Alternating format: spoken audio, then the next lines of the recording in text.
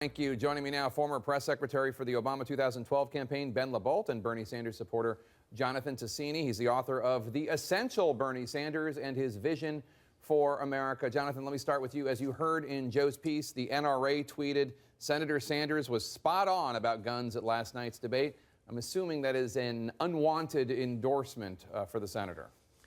Well, Bernie Sanders has a D- rating from the NRA. The NRA can say whatever it's want. I think it's on the issue. Bernie has been very clear on the campaign trail that he does not believe that small store gun owners should be held liable when some crazy person goes off and commits a terrible crime with a gun. And at the same time, he's been very clear for many, many weeks that he wants to go back and co-sponsor and get together on the larger question of liability. So he wants to revisit that. So, you know, the NRA, it's like saying if Henry Kissinger said, let's bomb Iran, should we hold Hillary Clinton responsible for something that Henry Kissinger says?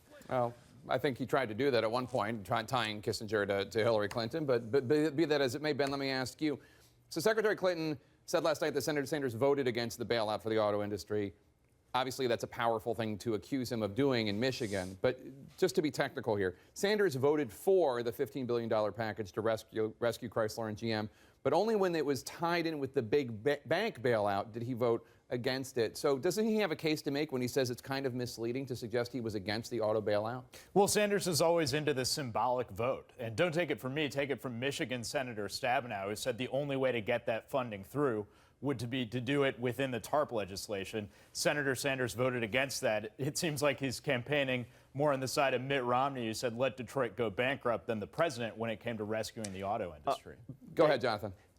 Jake, I'm holding in my hand a card, which is my union card. I'm a member of the United Auto Workers. I've been a member of the United Auto Workers for 25 years. And I would not support a candidate that was not a solid UAW supporter, that was behind workers all the way.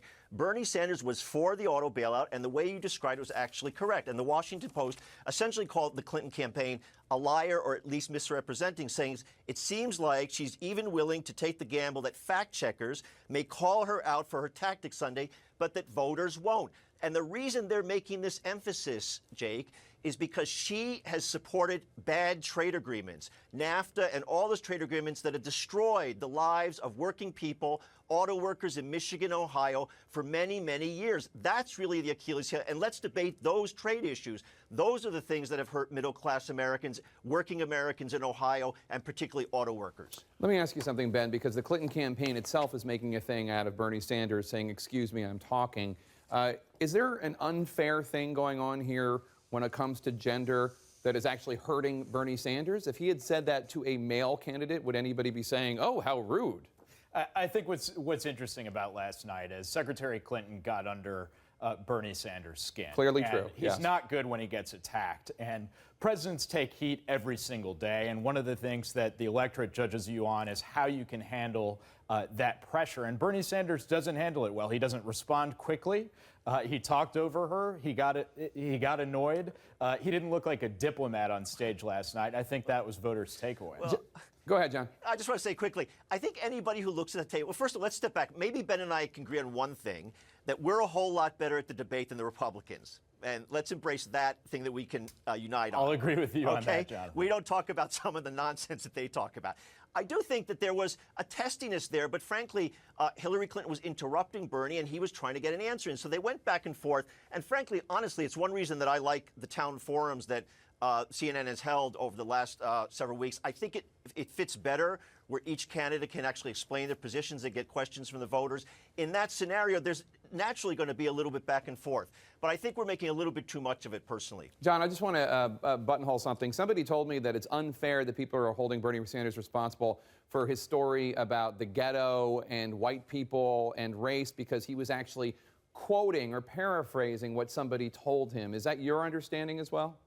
Well, I don't know what he was paraphrasing. I think he was, there was a couple of examples he tried to put out that said white people don't experience things that African Americans do, trying to hail cabs and doing things like that. You know, in New York City, that's been a story that's been repeated many, many times, that African Americans who try to hail cabs in Manhattan, for example, to go to some place in Manhattan or to Brooklyn, cabs won't stop for them. And I think that that was the example he was trying to make. But I don't know if he was trying to paraphrase the story of Jake.